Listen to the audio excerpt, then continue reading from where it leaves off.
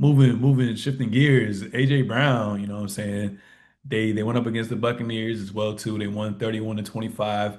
And he had a tweet right after the game, and even before the tweet, he didn't speak with any reporters after the game, and then he proceeded to tweet a Bible verse, saying, "If you're not welcomed, not listened to, quietly withdraw.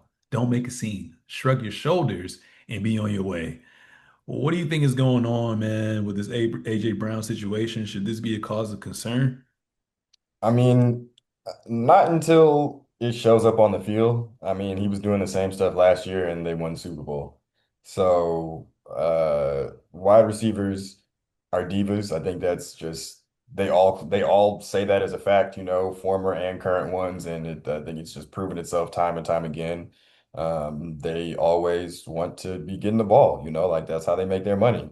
So, I'm not surprised especially again seeing what he was doing last year. But until he starts doing things that are really a distraction, I'm just gonna let him, air out. Clearly he's a little frustrated, but everybody wants to win, and I think that he's gonna do what it takes to continue to win. Mm, yeah, man.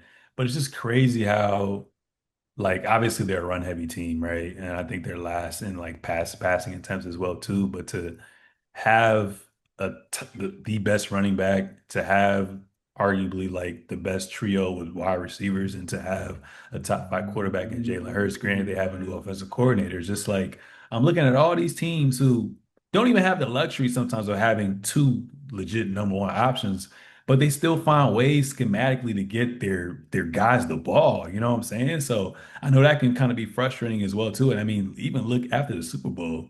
I think he tweeted, it was either him or it was Devontae Smith. One of them basically tweeted or said, like, I thought I was gonna feel like this high level of euphoria, but I was just like, eh.